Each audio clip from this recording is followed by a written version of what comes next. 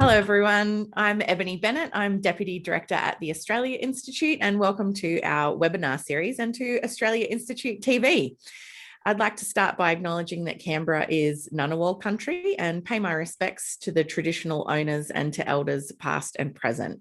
Sovereignty was never ceded, and this always was and always will be Aboriginal land. The same as last year, the Australia Institute is doing these webinars at least weekly, but days and times do vary. So please check out our website at australiainstitute.org.au and you can find all the latest details for our upcoming webinars and register for free to attend all of those.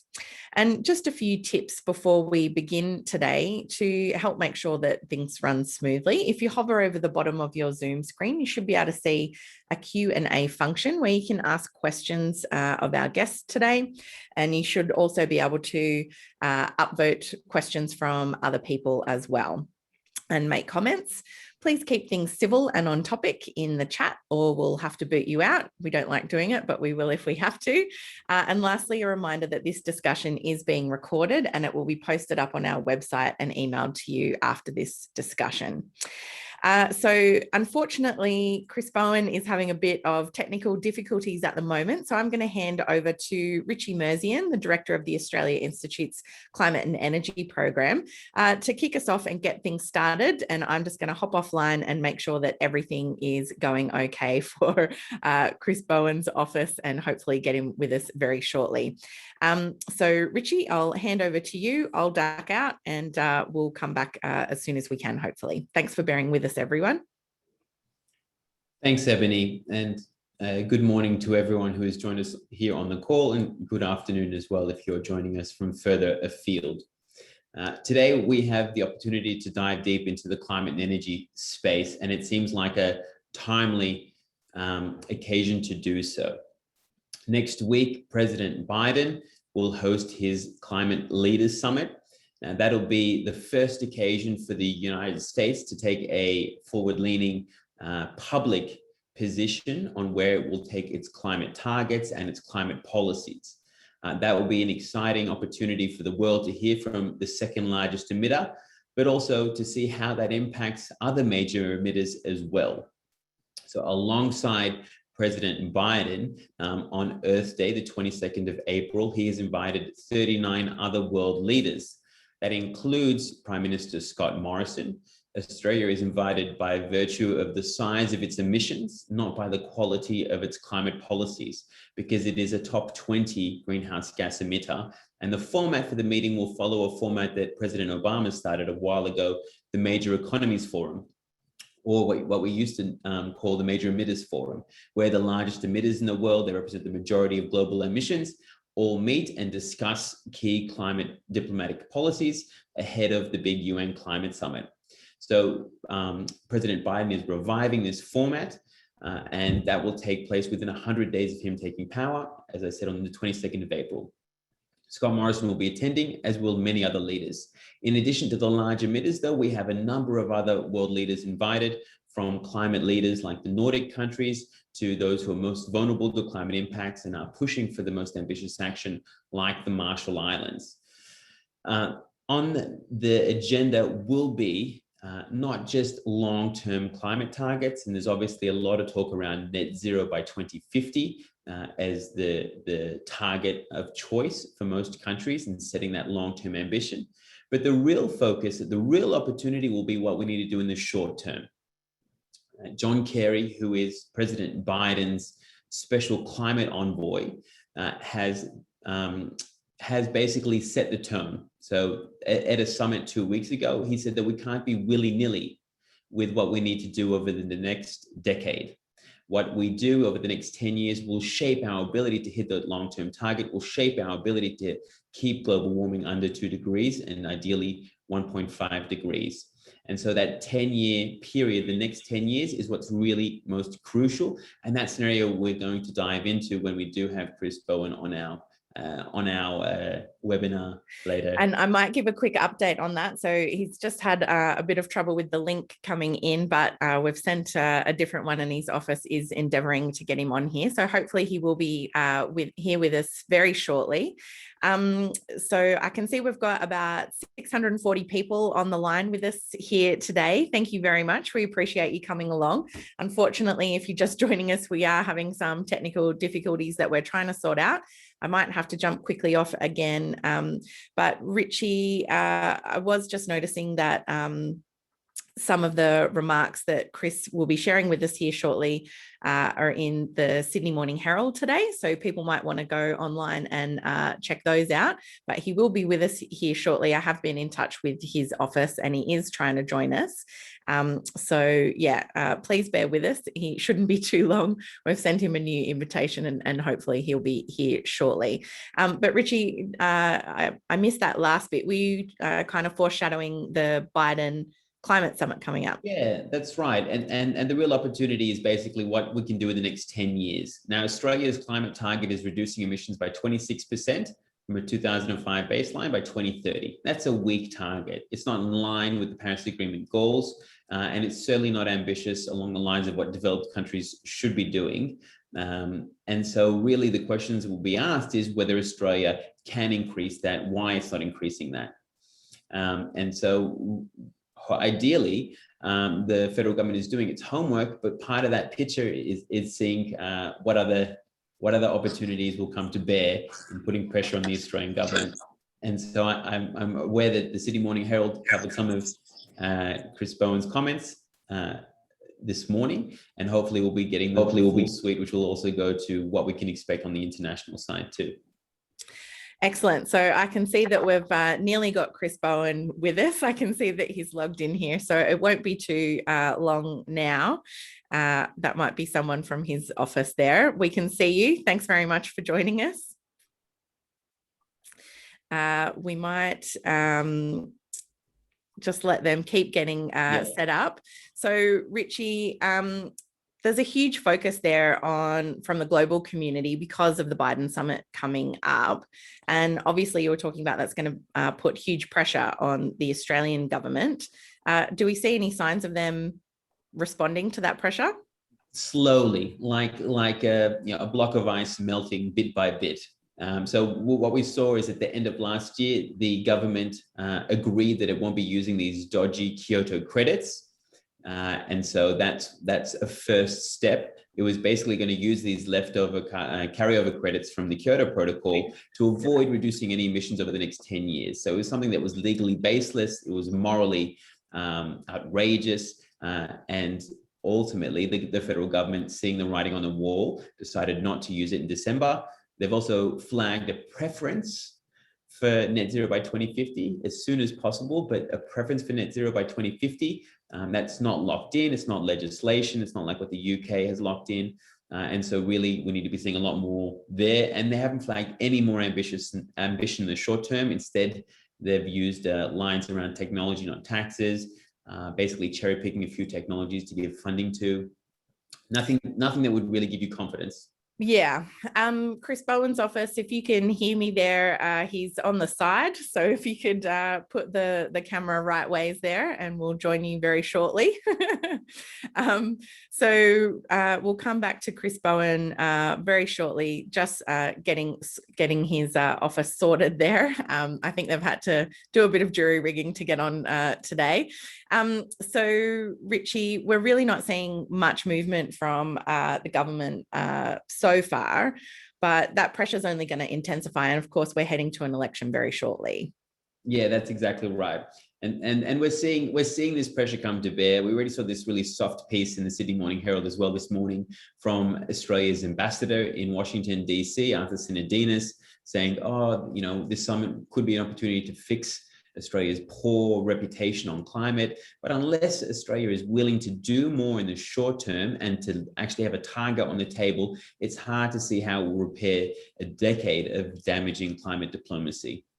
Yeah, and we're also seeing a lot more active climate diplomacy internationally with things like carbon border adjustments and other things coming down the line that the government's going to have to deal with. That's right. It's not all carrots in terms of Australia doing more. The European Parliament agreed that it would consider a proposal for border adjustments to tax carbon-heavy goods. They come into the European customs area. That will have an impact on Australian goods there. Other countries are looking at what the EU is doing as a potential test case, including major trading partners like Japan. That will have an impact. We're starting to look at sticks being put on the table, not just carrots. And hopefully that will get the government, put them in a position at least to rally the loudest and most difficult members of their backbench into actually doing more, which is what so many others are expecting. And I can see that Chris Bowen's nearly ready to join us there. We do apologise for the technical difficulties that we're having this morning, unanticipated, but it had to happen sometime. Unfortunately, it's today. Thank you so much for joining us, though. I can see we've got more than 700 people on the line. Richie, next week, we're going to have a webinar that does look really specifically at the Biden summit coming up. Can you just tell us a little bit about who's joining us? And then I think Chris Bowen will be nearly ready to chat to us. Yep. So next week, we have an American climate expert, Alden Myers, who headed up the Union of Concerned Scientists policy work in DC for a number of decades and is now with another think tank called E3G. So he'll be joining us, and he's had a lot of engagement with numerous US administrations, testified before Congress, been involved in energy panels, and he'll be coming to us straight from the US East Coast with what the Biden administration are planning in the White House. And then we'll also have Sherelle Jackson, who is a journalist. She's usually based out of Samoa, but is currently in the United States. And she'll be providing a lot of insights from a more broader international and regional perspective around what the world is considering come the climate summit. Excellent. I believe we have Chris Bowen with us now. Chris, can you hear us? I can hear you. Can you hear me? Excellent. We can hear you. I think we might have someone just holding the camera there for you, but you're the right way up at least. Yeah. Apologies. We've had the Parliament introduced a new operating system and it didn't like the Zoom link. So we've had to do some last minute scrambling to get the Zoom link working properly. So some creative technology here. Correct. Are you okay there? Do you want to get started? I'm ready to go. Apologies for the delay. Well, I might just do an extremely quick introduction then. So basically, as you've heard from Richie Merzian already, Australia is already dealing with the impacts of climate change here and now. And there's huge international pressure coming to bear on the government. But basically, since the coalition abolished the Gillard government's carbon price, which really effectively reduced emissions while both jobs and the economy grew, the coalition government has really not had a climate change policy. And of course, as Australia heads towards the next federal election, many are really keen to hear Labor's vision for achieving a safe climate if it's elected. So to that end, I am delighted to welcome Chris Bowen, the Shadow Minister for Climate Change and Energy, and the member for McMahon. He's new to this role as Shadow Minister, but climate change and energy is obviously not an issue that he's stranger to. Welcome, Chris Bowen. Thanks for joining us. Well, thanks very much. And again, apologies for the technical issues when we were starting. But I want to let you know that I'm joining you from my electorate office, which is on the Gadigal land of the Darug people, and pay my respects to elders past, present and emerging, and thank them for their stewardship of this land over the millennia. Thanks to you, to the Australia Institute, for inviting me to participate in this webinar, which I see is a very important opportunity. And thanks to Ben and Richie and all of you for the very strong contribution you make to the climate change debate in Australia. Today, I really want to leave you with two key messages which inform my approach as Shadow Minister for Climate Change and Energy, and inform the approach that Labor will take to climate change policy in the lead up to the next election. Firstly, while the moral case for action on climate change is very strong, winning the domestic argument is key in relation to jobs. And we have to win the argument that good climate policy is good jobs policy. And secondly, while our opponents claim that dealing with climate change is somehow not standing up for our national interest against negative globalism, so-called negative globalism, in fact, this approach is a sellout of our national interest. Now, the US climate change will be held this time next week, and it's an important stepping stone to COP26 in November. And Australia is already under pressure from our most important ally to show a longer commitment. Now, political opponents like to pretend that somehow this international situation and pressure doesn't apply to us, that what's happening overseas doesn't affect Australian jobs. But of course, in these coming weeks, that's just a reminder that we will need to point to the need for Australia to do its bit in the international context, and important to point to the economic cost to Australia of being left behind, as we are currently being. Australia is now operating and trading in a mid-century net zero environment with over 120 countries and 70% of our trading partners committed. That is just a fact. Australia, as you know, is the only developed country in the world not committed to net zero by 2050. I should say more accurately, we're the only country with a government not committed to net zero by 2050. States and territories are, our local government is, the business community is. All we're lacking is national leadership from the very people meant to provide it. So decarbonisation has begun at the hands of global capital and our trading partners. Now we can allow workers and communities to be decimated as that ramps up over future decades with no policy framework here. That's the government's approach. Or we can recognise that the globe's climate emergency is Australia's jobs opportunity. Now, as you know, Deloitte estimates that over 250,000 Australian jobs can be created. In my view, the jobs opportunity as we and the world move to net zero is really three-pronged: energy generation, resources, and manufacturing. And again, our opponents like to paint good climate change policy as some sort of austerity measure. They paint it as a picture of a trade-off between climate action and economic growth. Nothing could be further from the truth. I believe passionately in economic growth. It lifts people out of poverty. It turns aspiration into reality. We don't need less economic growth, we need more. What we do need to do is cut the cord between economic growth and emissions as we decarbonise our economy. We're going to need to generate a lot more electricity, not less. We need to electrify our passenger transport and basically anything else capable of sensibly being transferred to electric power. As we move our electricity generation to renewables, there's a massive task to create that electricity, store it and transmit it to where it's needed through very significant upgrades in the electricity grid. And the good news is that the very areas that have provided Australia with cheap, reliable energy are the same regions that are best placed to capitalise on the need for more electricity. These are the areas with the access to the ports, the railway lines and the pipelines, the infrastructure, the space necessary for renewable energy generation. These are central and North Queensland, the Illawarra, the Hunter, the Latrobe Valley, Collibumbury and Whyalla. And just as Australia currently exports materials for energy generation, with the right policy settings, we'll be exporting clean energy. You know, we have 58 million petajoules of solar radiation beaming down on us every year, 10,000 times more than our total energy generation, and some of the best wind resources in the world. The Sun Cable project in the Northern Territory and the Asian Renewable Energy Hub in Western Australia are just two excellent examples of the opportunities for renewable energy export. Germany, Japan, South Korea and other countries are already expressing great interest in the potential for Australian renewable energy stored through hydrogen. Of course, skeptics and opponents think they're clever in pointing out that wind doesn't always blow and the sun doesn't always shine. And of course, renewable energy does need to be stored. But again, the need to expand our storage and transmission represents jobs opportunities. Take batteries. Australia produces 9 out of the 10 minerals necessary to make lithium-ion batteries. And we're the world's largest exporter of lithium. But we're not producing batteries anywhere near as much in Australia as we can and should do. This is a great opportunity. What we need to do is take that raw material, that great advantage that we have, and turn it into value adding. We can do that. We have the resources to do it. What we're not doing is seeing that transition. Now, we have a number of plans to help that become the case. We announced a couple of weeks ago our manufacturing fund, our jobs fund, co-investment with renewable energy manufacturing as one of the key priority areas. What we can't do is just extract those minerals and see it exported without value adding.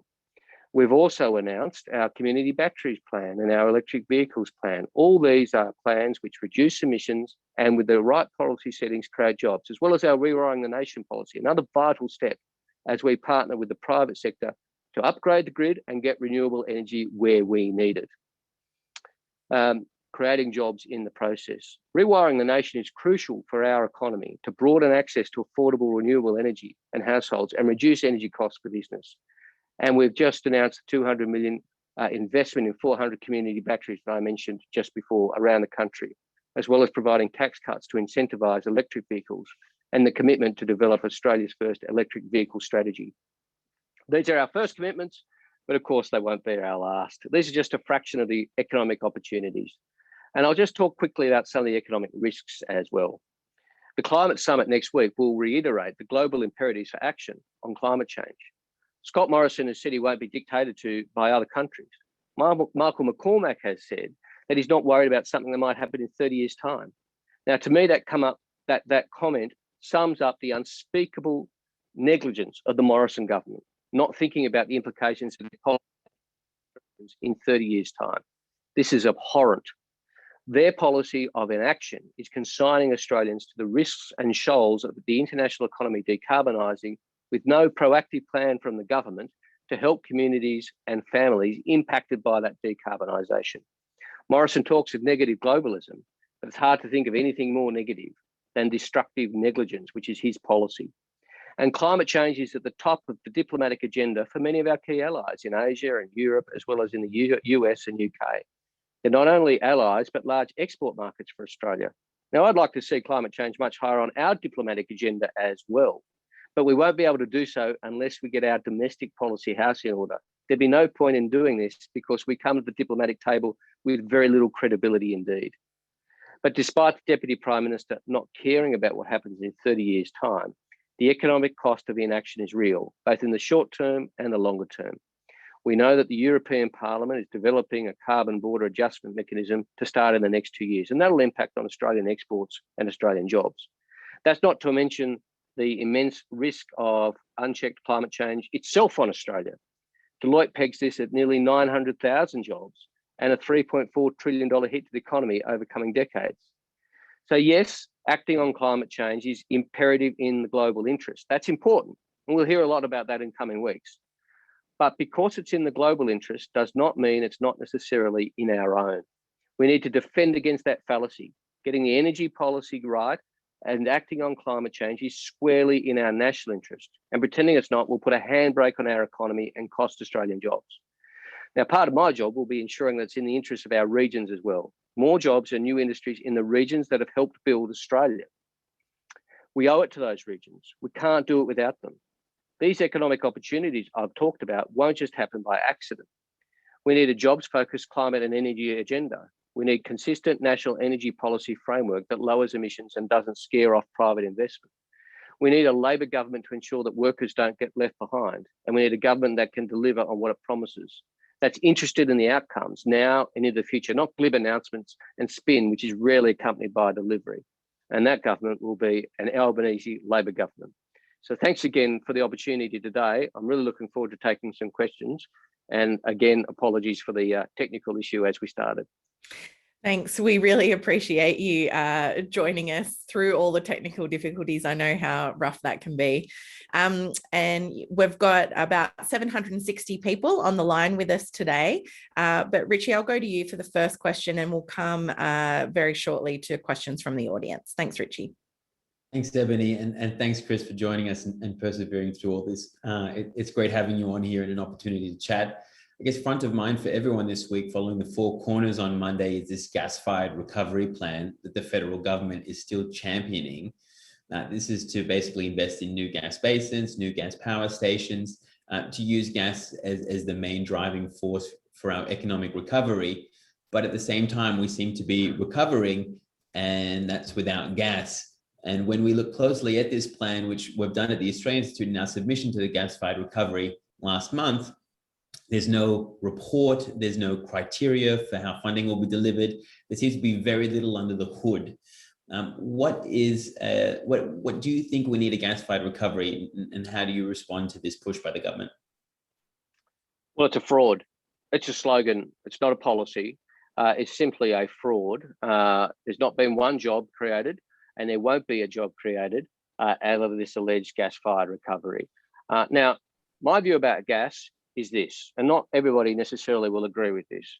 gas will continue to play a role in firming and peaking our grid as we transition to renewable energy. We need to massively increase the storage in our grid through batteries, pumped hydro, and hydrogen, which at various levels of development. But that's going to take time. And there's varying views around about how long that will take, or indeed what role gas will play as we do that. But that is the role of gas. That is the principle. It's to peak and firm the market as we transition to more renewables and as we get more storage up and running. It's just a fallacy. It's a slogan in search of a policy. There is no policy underpinning it. Now, in relation to publicly funded gas, again, the problem is, even if you did believe in a gas-fired recovery, every time the government talks about public funding of gas, they turn off private investors. Now, this is a complete fallacy. It's an excuse for inaction. They've known Liddell was closing since 2015. They're still talking about gas-fired power stations to replace Liddell, which has been scheduled for closure since 2015. This is all just an excuse for inaction. Mm. I mean, on that, we might be even expecting later this month for the federal government through Snowy Hydro to be announcing public funding for new gas-fired power stations, which doesn't seem to work with what you've just said. But is there ever an occasion for the federal government to subsidize gas power stations or opening up new gas basins? Well, I'd need to be very convinced about the case for public subsidies. Public subsidies are really where the market has failed and where it's absolutely necessary to assist the transition towards renewables.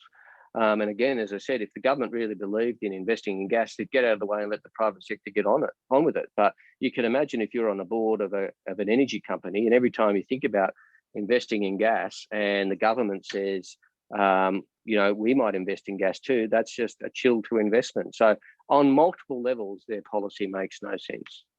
Mm. Moving on to electric vehicles, which you mentioned in your opening remarks, Chris.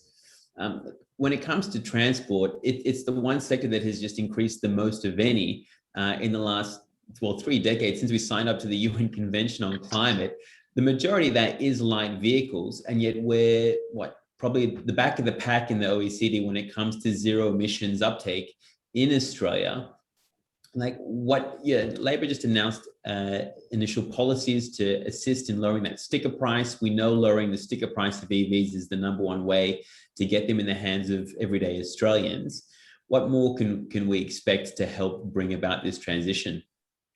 Yeah, thanks, Richie. And yes, that is an important announcement on our behalf to reduce the sticker price, as you say. It has 2 mechanisms for those who didn't follow the detailed announcement: reducing or abolishing the tariff on electric vehicles below the luxury car tax threshold, around 77,000. So abolishing the tariff on EVs, plug-in hybrids and hydrogen cars, and also providing the same fringe benefits tax concession that companies get for providing a ute or a panel van to their workers, providing that to EVs. Now, you put those 2 things together, that's a powerful driver. The tariff really for consumer purchases, and the FBT for fleet purchases, which is half our purchases. And the FBT concession can make a difference of many thousands of dollars for companies deciding what cars to buy their staff, and that will help drive the market. Now, that's our cost offering, but I'm very clear in recognising that that's not enough. There are other elements that we are considering. Really, if you look at the three, I think, handbrakes on EVs in Australia are the cost, range anxiety, and then encouraging manufacturers to take Australia seriously. They're the 3 challenges that we have. The announcements we've made deal with cost. I have announced also we will have an electric vehicle strategy of which those 2 cost offerings will be part, but there's more to come when it comes to electric vehicle strategy for us to announce. I might just follow up on that if I can. We've seen in places like the ACT really good policies to encourage the uptake of EVs, but in Victoria, the State Treasurer is proposing a tax just on electric vehicles, which would be, I think, a world first, correct me if I'm wrong, and seems to go counter to that real drive to try and accelerate uptake. Why do you think there's such a split between state and territory governments and the federal level, and what else can we be doing to kind of promote that uptake? Well, look, I understand. I'm going to just say I understand where state treasurers, and not just Victoria, others have started to move down this road, are concerned, because they're concerned about the eventual diminution of revenue to governments broadly, including the federal government, from petrol tax, and that needs to be considered. It would be better if that was considered, in my view, in a holistic national fashion. But really, every government's got to do their job. And the federal government, I see our job as reducing the sticker price of EVs. As you said, Richie, we are way behind the pack, 0.7% of sales, compared not only to world's best practice, but compared to average, way behind the pack. In my experience, consumers are up for electric vehicles, or at least considering them, if they can overcome those obstacles, including the upfront sticker price, because electric vehicles are more expensive upfront. This will help.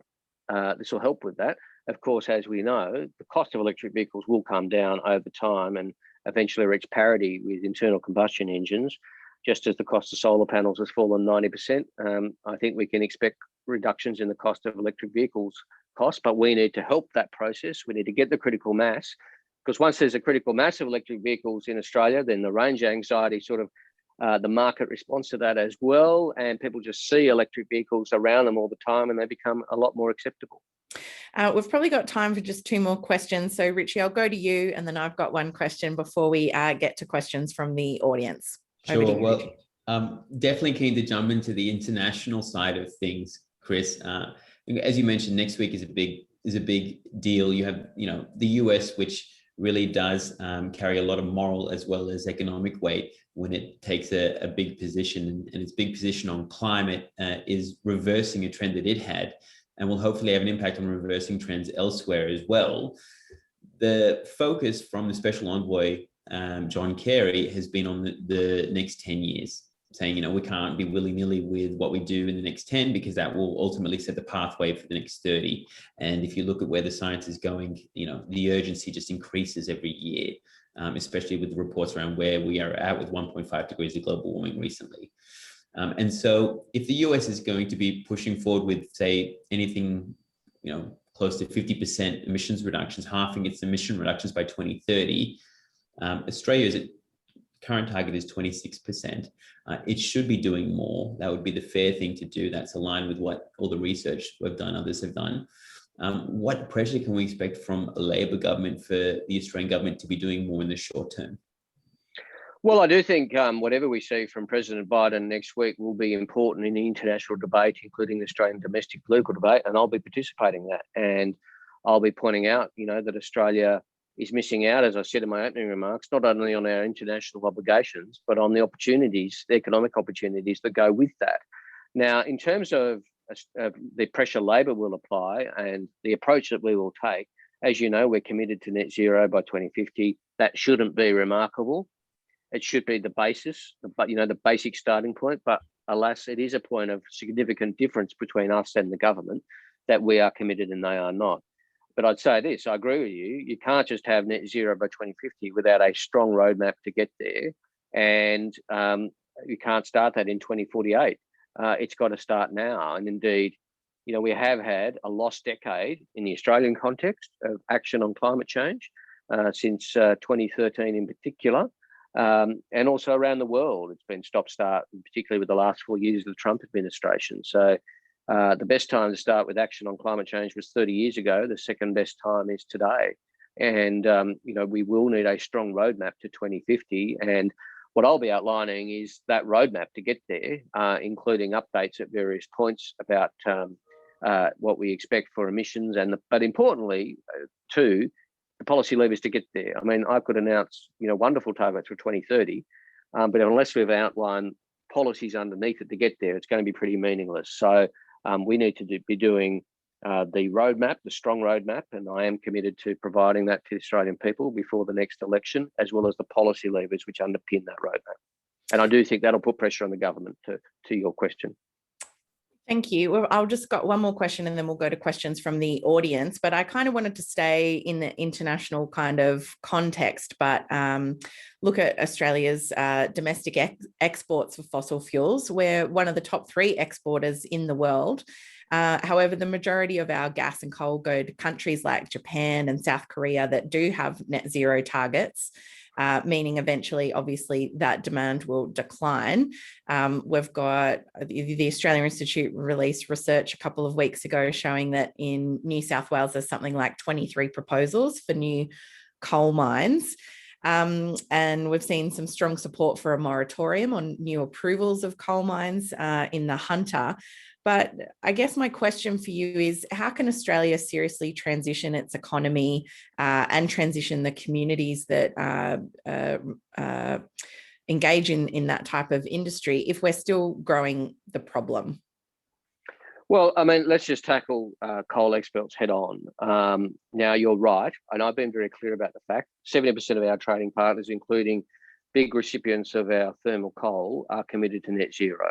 And one of the first things I did as Shadow Climate Change Minister is say, this is going to put pressure on coal-based communities, thermal but coal-based communities, and we need to be having that conversation with those communities now, regardless of what domestic policies Australia has. That is going to put pressure on those communities. Now, I know some people say, well, we should shut down all coal mines today. I am more than happy to, and coal exports, I'm more than happy to go into communities and talk to them about the challenges and opportunities of the future as we move to net zero. What I'm not happy to do is go in and say, we're going to cut your exports. And by the way, that's not going to reduce emissions by one jot, because they're just going to be replaced by coal mines from elsewhere around the world. So you're going to give up your job or no reductions in emissions, because those coal-fired power stations elsewhere around the world are going to continue. They're just going to get their coal elsewhere. I'm not prepared to do that. That's not a sustainable way of bringing the Australian people, including in regional communities, with you. What we are prepared to do is very much say that Australia will transition its energy generation to renewable, and we can become an export powerhouse of renewable energy, those same communities, as the rest of the world transitions away from coal, as Japan, Korea, China reach their net zero emissions targets. And as they change their energy generation, we can play a part of that by exporting through hydrogen. I mentioned in my opening remarks the Sun Cable, the Asian Renewable Energy Hub in Broome, or in the Pilbara, I should say. These are great. These are just two examples of the energy export opportunities for Australia, but two examples which come from areas which have traditionally been involved in energy generation in Australia, and those opportunities can apply to Queensland, to the Hunter Valley, to the Illawarra, to the Pilbara, going forward as well. So what we need to do is transition our exports to a more renewable focus as the rest of the world moves to net zero, and we need to be upfront with communities about that. Thanks. I'll go to questions from the audience now. And I think following on from a couple of issues that you've talked on, the first question is from Howard Witt. He says, how will Labor react if our major trading partners introduce a carbon price or tariffs or a border adjustment levy on those who don't have such a price? Well, we'll point out that this is a result of Australian government inaction, that our exporters are being subject to this. I mean, what the opposition says in Australia about that sort of thing is unlikely to sway the European Union or anyone else. It'll be a question that Australia has to deal with, and Australia has to deal with because of almost a decade of policy inaction, if that's what eventuates. The next question is from Tom Swan. He asks, President Biden has made an executive order banning fossil fuel subsidies. Will Mr. Bowen consider a similar policy? Well, again, our policy focuses on creating new renewable energy as our coal-fired power stations reach the end of their natural life. That, I think, is where the action is in relation to our energy generation, and then investing in those renewable energy opportunities in those regional areas. That is where my policy focus is. I think that is the Australian contribution, and we can make a very, very strong contribution that way. The next question is from Tony Walker, and I think follows on a bit from that. So, Chris, you're talking about targeting regions for clean energy investment. He says there are plenty of sophisticated just transition and climate action groups working in regions towards the type of fundamental change we need to see. Do you see a way a Labor government could recognise and provide support to the work those groups are doing on the ground, so that change isn't just imposed from the top, but happens democratically with participation from the community? Yeah, absolutely. And I'm a big supporter of those efforts. The Hunter Jobs Alliance, I think, was really the first one to be framed in that way. And I hosted a forum in Canberra a couple of weeks ago where Labor Party caucus members could come and hear from the 100 Jobs Alliance the work that they're doing. And it was very well attended, including by the leader, Anthony Albanese, to hear that work. And that's a good opportunity to support that work. And I know that that model is being applied across the country. I know that there's one starting in Geelong, for example. So I do think that that work is very important and deserves the support of federal parliament. It's got my support, and I engage with those groups as I go around the country. We are also committed to ensuring government infrastructure, and there were things in our platform about this. Government infrastructure supplies that support as to communities, to regional communities, as we are undertaking this change, and we'll have more policy detail to underpin that before the next election. But I also agree with the questioner that bottom up is important in these things. It can't just all be imposed from Canberra. Regional communities know themselves better than Canberra many of the opportunities and what needs to be done to realise them. So I agree with your questioner. Thank you. You've already touched on this a little bit, but maybe a little bit more detail here. Diana Glynn asks, will the Labor Party use the National Reconstruction Fund to establish an electric vehicle production industry in Australia? Well, I think that's got a lot of potential, whether it is electric vehicles in total or components of electric vehicles or batteries.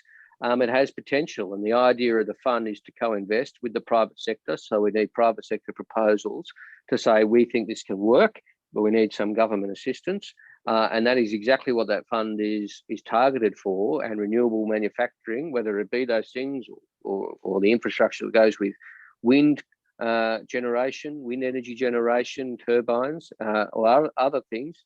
I think there's great potential there. And so, yes, that is what that fund is designed for.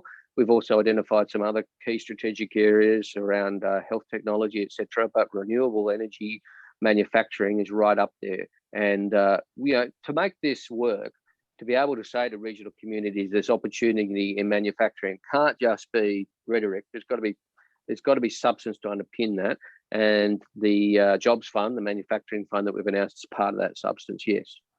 Richie, I might just come to you to follow up on that. I know the Australia Institute Centre for Future Work has done quite a lot of work, for example, around our lithium deposits and the fact that we don't really value add much to that, and that there is huge capacity in Australia to get into, refining lithium, producing batteries, and down the line producing electric vehicles. Do you want to just tell us a little bit more about some of that research? Sure. The simple point is, if you want to help the manufacturing industry, you can support directly the manufacturing industry rather than pretending like funding gas companies to bring down the gas price in the hope that manufacturers will use the savings to then increase their manufacturing lines.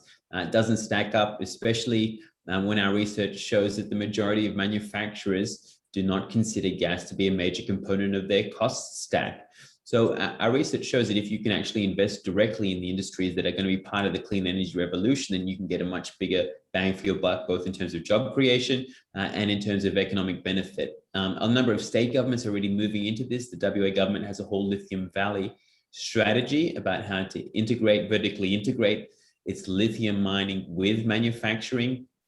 It's not just limited to lithium as well. There are a number of rare earths that Australia is rich in that it mines and exports as well. And also there's an obvious demand for it. I think Tesla gets the majority of its lithium from Australia, but there's no manufacturing here. If we want an EV strategy and we want a manufacturing strategy, then let's merge them together and see what we can do to build on that here. And the final point to make is that the other thing is to remove any impediments. And so it should be noted that something like the Victorian electric vehicle tax won't just diminish the uptake of electric vehicles, it'll also diminish the appetite from companies to set up shop in Victoria to actually look at bringing back any car manufacturing in parts there as well. So it's kind of, when you look at it at large, there are a number of things that we can do, both to increase opportunities, but also to get rid of impediments. I've got a follow-up question from the audience on that for you, Chris. It's from Ewan Black from the New Daily. he wanted to ask about those road user charges in Victoria, which we've already touched on. Says that they've been described as a major disincentive to electric vehicle ownership, with Australia's largest employer group saying it put the cart before the horse, and others saying it would slam the brakes on the transition to EVs. So would an Albanese government ask the Victorian government to reverse or cancel those charges as part of a broader holistic approach to replacing the declining fuel excise revenue? Oh, I think if we're in office, we'd certainly have a conversation with premiers and state treasurers and climate change ministers about handling EVs going forward and incentivising EV take-up. As I said, I do understand the pressures that state treasuries are looking at in terms of road user charging more broadly, and I do think it's a national debate and conversation that's going to have to be had. It would be better if the federal government was engaged in that conversation with the states about how you would better coordinate. We do need to get a rapid take-up of EVs across the country. Now, if the Treasurer of Victoria was here, he would say to you, I would think, that road user charging will be less onerous on electric vehicles than it is on internal combustion engines per kilometre. It's still going to be better off compared to internal combustion engine in terms of what you pay in petrol tax as opposed to what you'd pay in a per kilometre EV charge.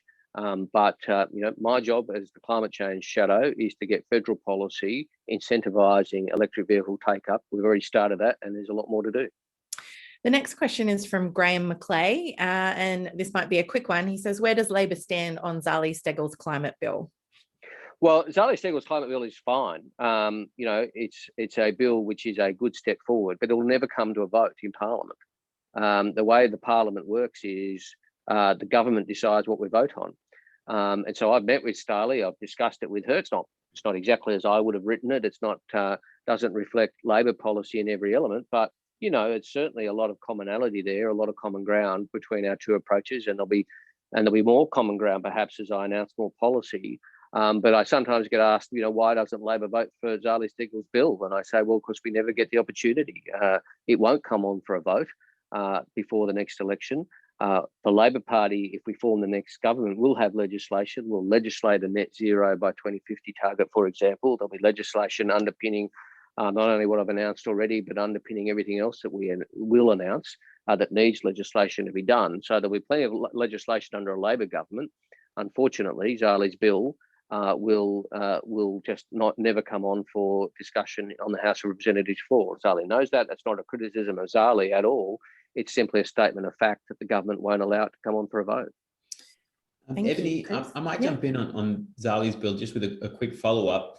One of the things that Zali's bill has is basically the construction of a new climate commission to provide that independent advice that would have a lot more weight and require a response from government in terms of setting targets, starting with net zero by 2050, but providing interim budgets that have had a major impact on how the UK's addressed its emissions and would hopefully do the same here. But that independent commission would be basically filled with experts that would be appointed by a panel. And what that would do is it would stop, I guess, some of the appointments that we're currently seeing now in some of the bodies that the federal government has. And most recently, last week, it was appointing Grant King to head up the Climate Change Authority as the chair. Grant King, who, when the Business Council of Australia had Grant King as chair, it said that Labor's target of 45% by 2030 was economy wrecking, and has obviously taken a number of positions that haven't helped our climate policies.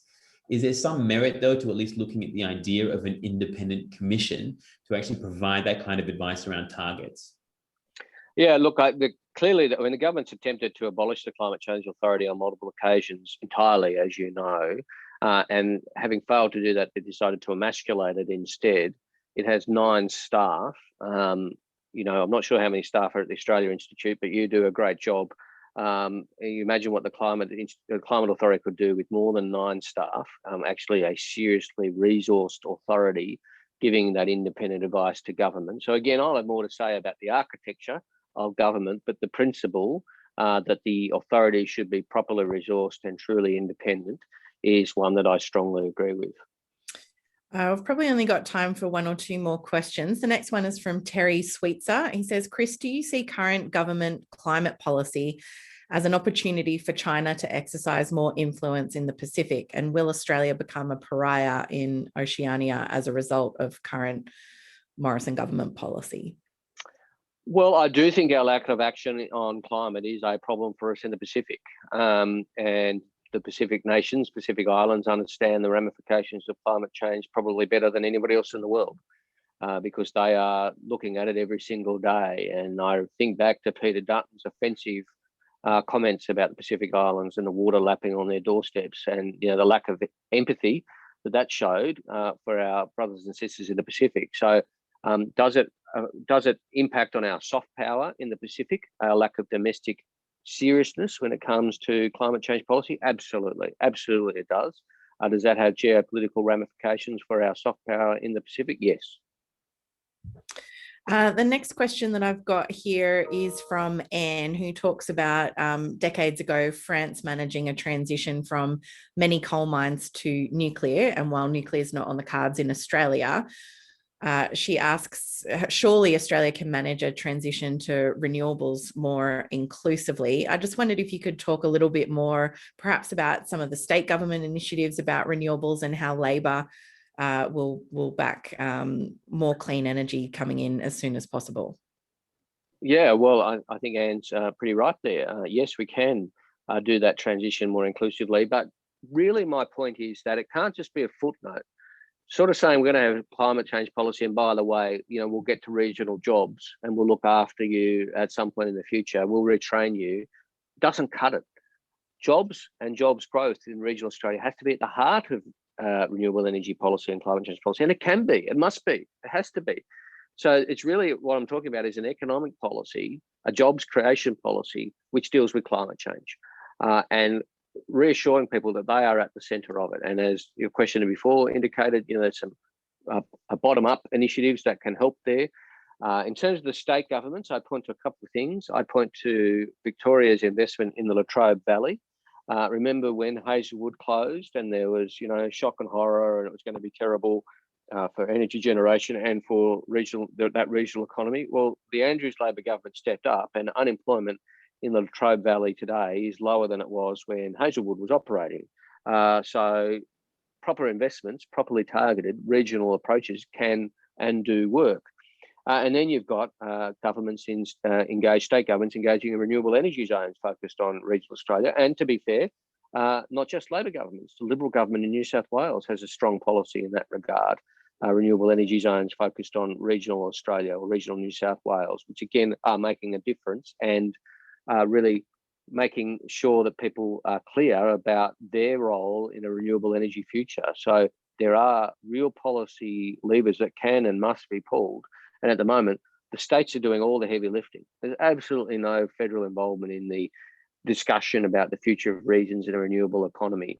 There's no leadership from Canberra. And with all due respect to the good works the states are doing, Labor and Liberal, they can only do so much. It needs that federal leadership as well. I'm not sure if we'll have time for another question after this, so this might be the last one, but it's from Lars Bendel, who says, how do we reach net zero or net negative emissions without a plan to deal with agriculture? And then I just might add to that and ask about, other sectors. Obviously, they all have to work together to reduce emissions.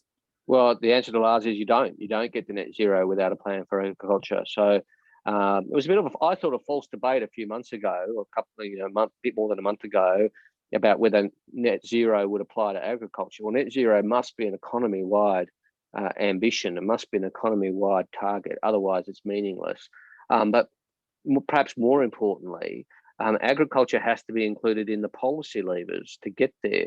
And not only do I think that, the National Farmers Federation thinks that, and basically every farmer I've ever spoken to thinks that too, because they get it. They see the opportunities. Now, really, it comes down to providing support to farmers as they transition their operations to be more emissions sensitive, less emissions intensive, and to assist them in storing carbon in their soils, for example. Now, that takes research and development. It takes investment in science. It takes investment in plans to convert that science into practical plans for farmers. And again, I'm looking at all those sorts of options, but you need that sectoral approach. So to your question, yes, we need a sectoral approach. We've started on that road in the Labor Party in the transport sector. We've started on that road in the electricity sector, which is a little different because households are making the change themselves.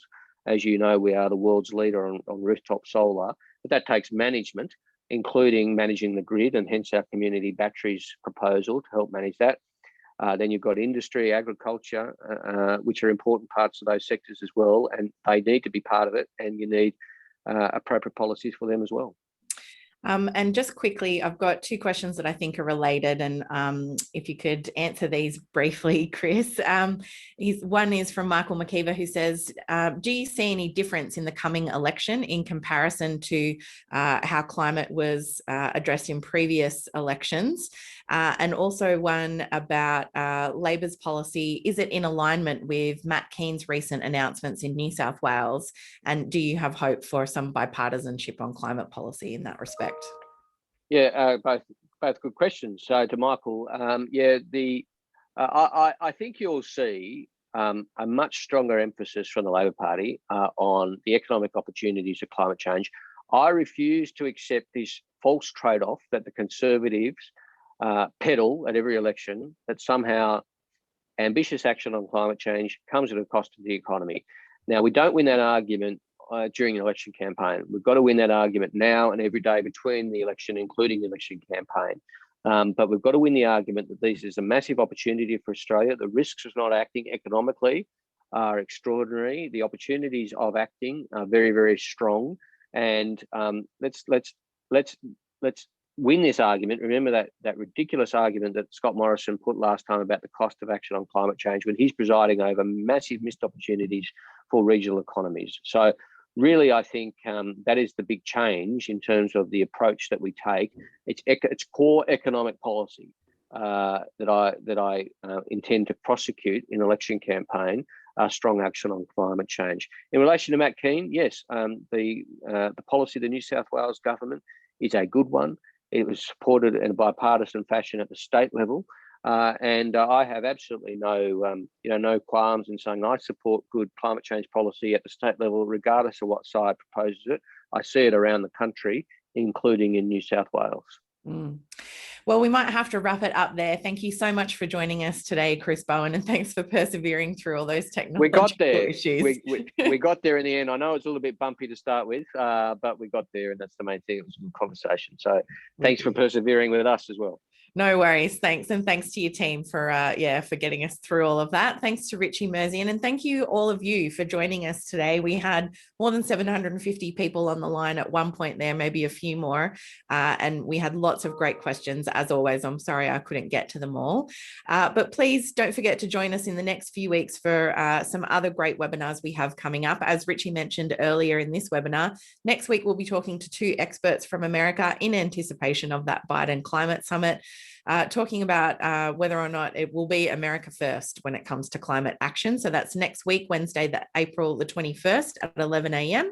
And then on Thursday, the following week, we'll be talking to Eli Parisa, the co-founder of Upworthy and Avaz, about remaking the public square and taking on big tech. So I do hope that you can join us for those. Thanks for tuning in today. Thanks again to Chris and Richie. Thank you all for joining us, and hopefully we'll see you next week. Stay safe out there, everyone.